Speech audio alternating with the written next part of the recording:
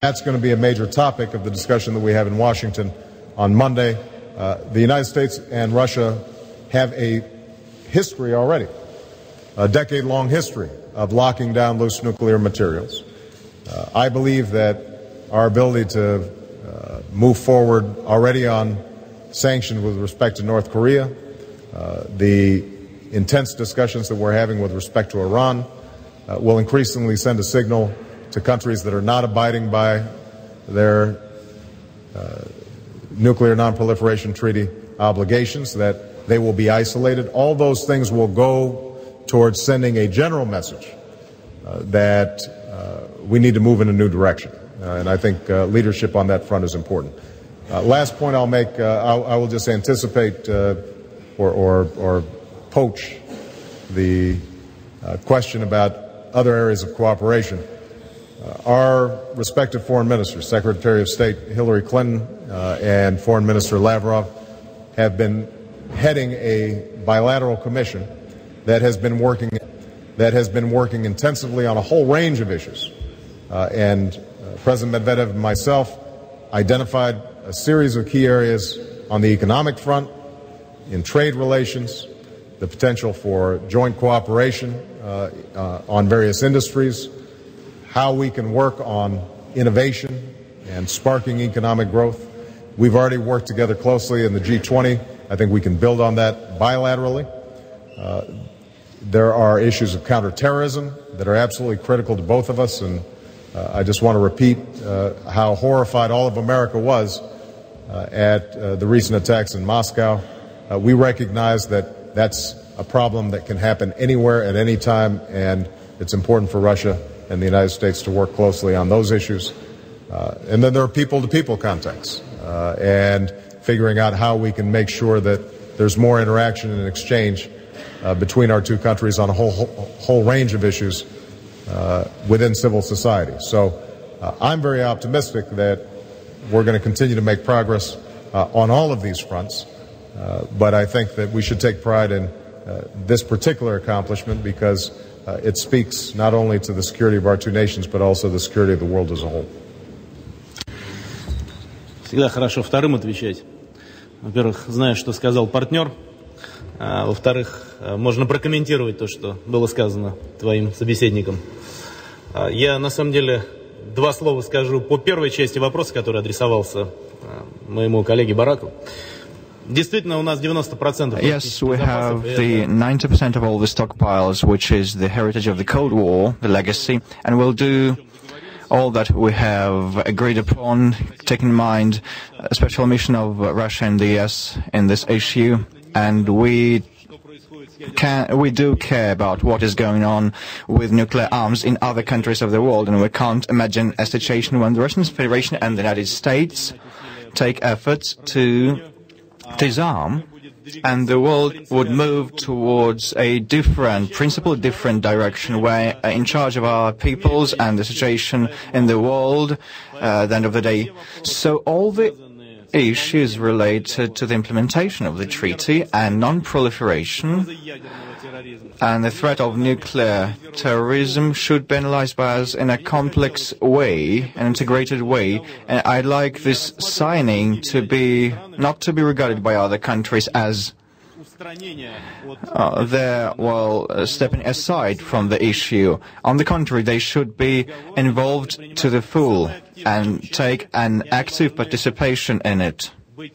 They should be aware of what is going on. So we welcome the initiative that has been proposed by the President of the United States to convene a relevant conference in Washington, and I will take part in it, which will be a good platform to discuss non-proliferation issues.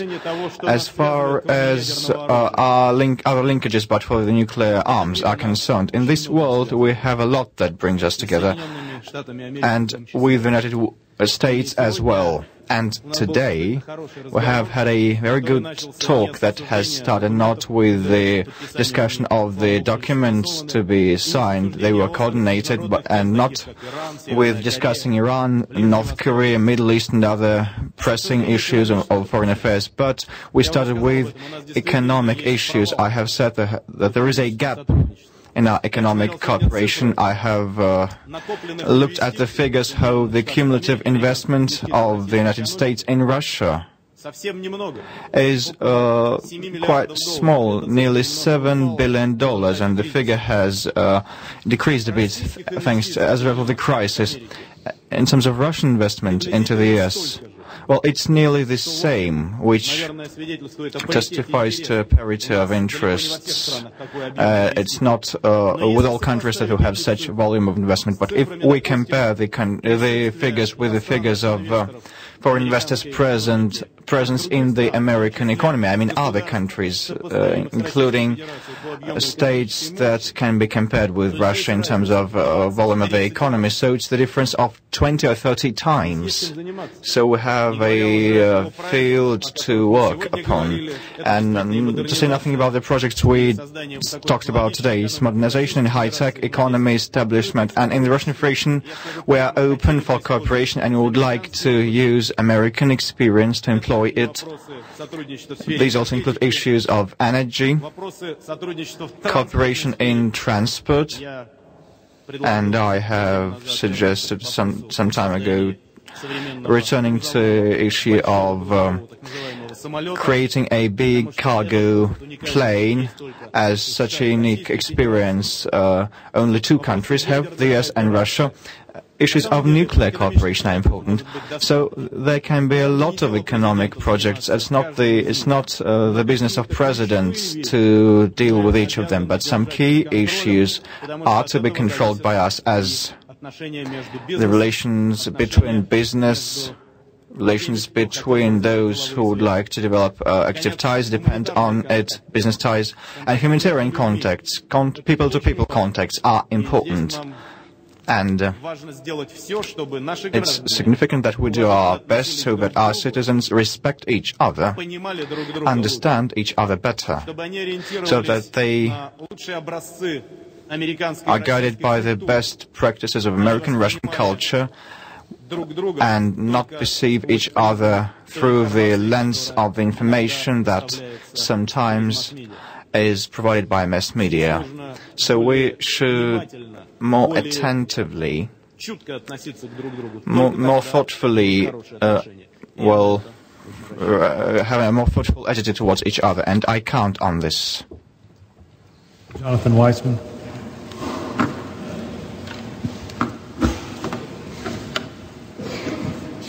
Thank you, President Medvedev and President Obama.